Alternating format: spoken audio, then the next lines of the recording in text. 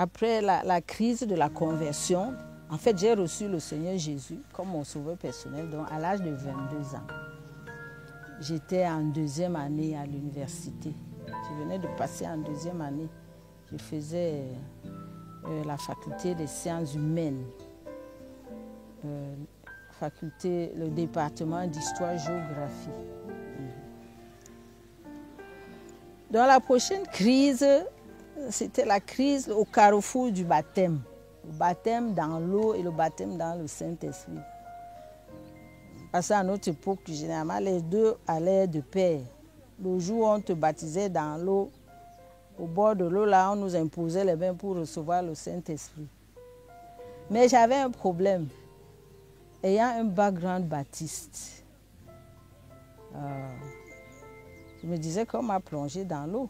J'avais 12 ans. Je me rappelle quand on m'a baptisé à l'âge de 12 ans, j'étais la seule ce jour-là, avec 3 chorales, fille de pasteur. Donc je me sentais très importante. Mais de plus en plus, dans ce groupe, les gens se baptisaient. Le frère Emmanuel Bahia, il a été l'un des premiers à se faire baptiser. Et c'est lui qui nous dirigeait dans les semeurs. Quand il est revenu, j'ai remarqué, quand il est revenu du baptême, j'ai remarqué que sa face brillait. Et je me sentais mal à l'aise. Je suis même allée le voir pour lui dire que frère Emmanuel, mais nous sommes des amis, mais depuis que tu as fait ta chose, tu t'es baptisé dans l'eau là. Il y a quelque chose qui ne va pas. Il souriait seulement. Donc il y avait des tensions parmi nous entre ceux qui s'étaient fait baptiser et qu'on considérait comme des hérétiques et nous. Et puis les gens disaient, mais ça, le GBU, ce n'est pas une église. On ne doit pas, n'apportez pas vos choses là qui divisent. J'avais vu un livre intitulé « Les eaux qui divisent ». Donc l'auteur voulait montrer que non, il ne faut pas apporter le baptême dans l'eau parce que ça divise les frères. Là encore, j'ai commencé, je n'avais pas la paix. Mais un jour, j'étais en train de lire le livre de Watchman Nee, La vie chrétienne normale. C'était un gros livre comme ça. J'étais en train de le lire. Et je suis arrivée là où il explique ce que c'est le baptême dans l'eau. Il interprète un verset dans la Bible. C'est 1 Pierre 3, 21. Je vais commencer un peu plus haut. C'est-à-dire à ceux qui autrefois se sont opposés à Dieu quand ils attendaient avec patience à l'époque où Noé construisait l'arche.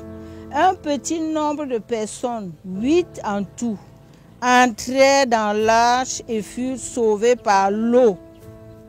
C'était là une image du baptême qui vous sauve maintenant. Celui-ci ne consiste pas à laver les impuretés du corps, mais à demander à Dieu une conscience purifiée. Dans ma Bible, c'était l'engagement d'une bonne conscience.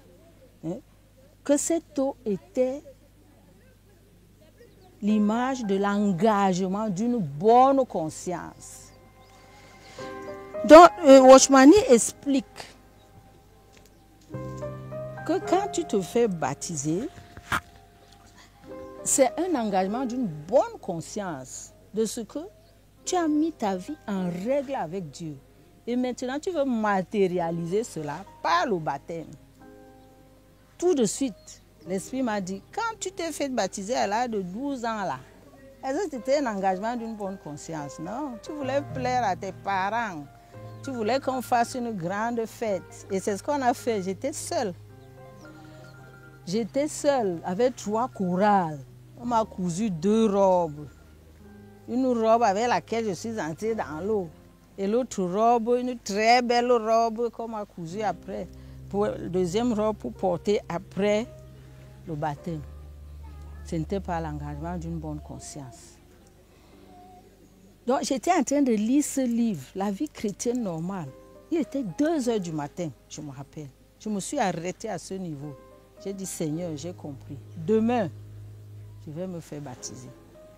Le matin, le grand matin, j'étais devant la porte du frère Emmanuel. Bah, frère Emmanuel, je veux me baptiser. Il a eu peur. Il dit, qu'est-ce qui s'est passé? Tu viens de grand matin comme ça? Ok. Je vais t'amener chez le frère qui nous servait de Jean-Baptiste. Ouais, c'était un frère tchadien aussi. Il a utilisé le tchadien, vraiment. Ce pasteur tchadien d'abord pour m'amener à la conversion. Et le frère Daniel Mouajidi aussi, qui est déjà allé pour être avec le Seigneur. Il était étudiant à l'IRIC.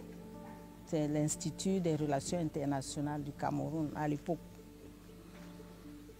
J'ai dit, frère Daniel, je veux que tu me baptises. Lui aussi, il était inquiet. Il dit que, mais, qu'est-ce qui s'est passé? On a mis pression sur toi. J'ai dit que non, frère. Cette nuit, Dieu m'a convaincu à travers le livre de Watchmani. Bon, il m'a dit, non, on va d'abord prier et te préparer. Il a vu la déception sur mon visage. Il a dit que non, ne t'en fais pas. Si Jésus revient maintenant, il voit ton cœur. Il va te prendre, même si tu n'es pas baptisé. C'est ça qui m'a calmé. En fait, il voulait rassembler un certain nombre d'entre nous pour nous donner un enseignement solide sur le baptême dans l'eau et dans le Saint-Esprit. On était une dizaine. Moi, je ne savais pas. Parce qu'il m'a donné rendez-vous chez lui. Et quand je suis allée, j'ai trouvé d'autres frères. Donc, il nous a enseigné. Il voulait se rassurer que ce n'est pas les pressions extérieures. Il a dit, bon, vous vous préparez pour tel jour. Priez aussi pour que vous soyez baptisés dans le Saint-Esprit. Ce jour-là. Donc j'ai commencé à me préparer. J'ai décidé de jeûner le jour-là où on devait aller nous baptiser. Et je vivais avec 2 autres sœurs. On partageait la maison. Là, j'étais déjà en 3e année à l'université. Nous sommes en 78. Donc j'avais passé une année à lutter avec le baptême. J'ai décidé de me retirer quelque part pour prier, pour me préparer pour mon baptême dans l'eau et dans le Saint-Esprit. Parce que dans la maison où j'habitais avec ces 2 autres sœurs, elles étaient violemment opposées au baptême. Et je me suis retirée quelque part avec mon Nouveau Testament. Quand je me suis mise à genoux pour prier, j'ai senti une force qui m'a envahie. J'ai dit que, mais ça c'est quoi? C'est peut-être le baptême. Je veux ouvrir la bouche pour prier, je n'arrive pas. J'ai eu peur. Je me suis vite levée. Je suis rentrée. Le frère Daniel Mouajidi, qui nous servait de Jean-Baptiste. Donc il avait décidé ce jour-là de rendre visite à tous ceux qui étaient candidats pour le baptême. Et il m'a dit ça après, que quand il est arrivé chez moi, j'étais au salon avec les 2 autres sœurs. Mais il dit que quand il m'a regardé, il a compris que quelque chose avait changé. Bon, on n'a pas pu converser parce qu'il y avait les 2 autres sœurs. Il m'a seulement dit à demain. Les autres n'ont pas compris, mais moi je comprenais. Donc quand on s'est retrouvés dans l'eau du baptême, dans les eaux du baptême, c'était vers Colbison. C'était une mare d'eau même salée, mais on nous baptisait là, nous on était contents. Donc dès que c'était mon tour, quand je suis entrée, au moment où il devait me plonger, j'ai senti encore cette force-là qui était venue sur moi la veille. Et tous les 2, on est tombés dans l'eau parce qu'il dit qu'il y avait une telle force qui sortait à moi. Et j'ai commencé à parler en langue. Bon, on nous a tous baptisés. Et là au bord de l'eau, il était avec le frère Emmanuel. Il nous imposait les mains. Et moi, je parlais déjà en langue, mais ils m'ont quand même imposé les mains. C'est là qu'il me dit que la veille, quand il m'a vu, il a compris que j'avais déjà été baptisée dans le Saint-Esprit. Et c'est comme ça. J'ai compris pourquoi le frère Emmanuel, il y avait cet écart entre nous. Parce qu'il avait vu quelque chose que maintenant je comprenais. Notre relation est devenue plus soudée. Maintenant, prochaine étape, la persécution a commencé. Ouais, parce que tous ceux qui se faisaient baptiser, oh, vous êtes devenus des hérétiques. Oh, tu ne disais pas, hein? Mes deux sœurs là, avec qui je vivais, j'ai dit à une, mais l'autre, je ne lui ai pas dit. Elle a seulement eu mon habit accroché aux toilettes, c'était mouillé. Elle est venue, l'habit là, c'est quoi?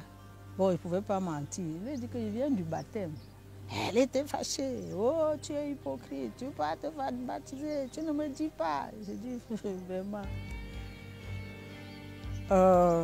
Mais une nouvelle étape se dessinait devant moi.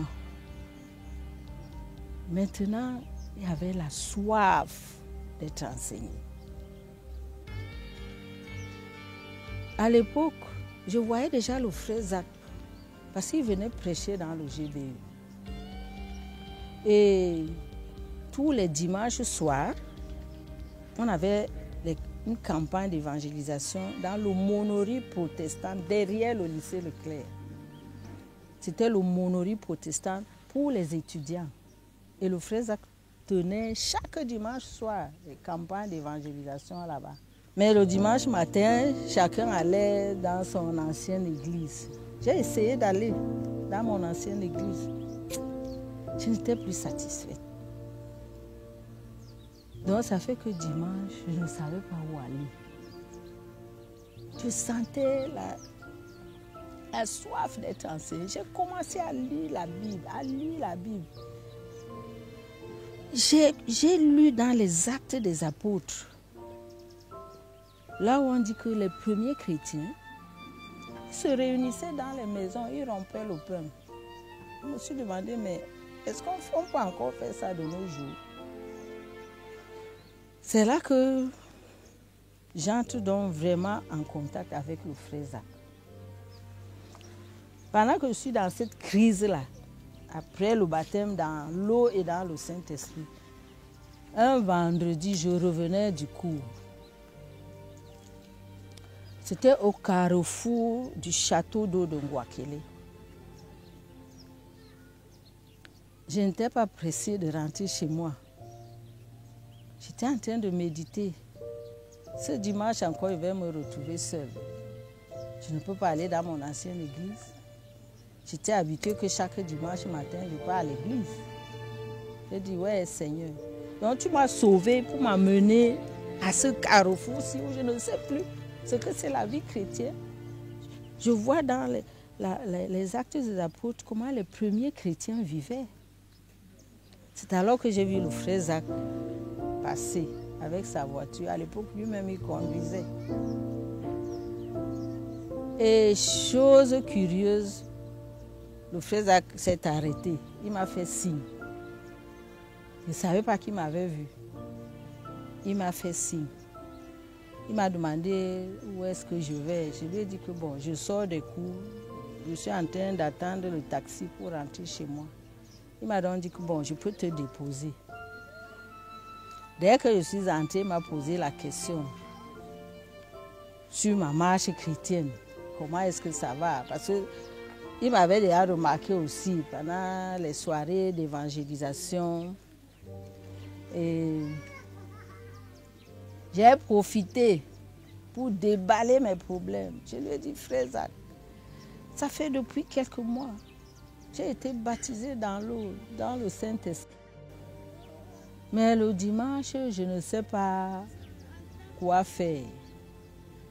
Je vois dans la Bible comment les premiers chrétiens rompaient le pain, priaient ensemble. Pourquoi est-ce que nous, on ne peut pas faire comme ça? Mais ce jour-là, le frère Zach m'a dit quelque chose qui m'a aidé.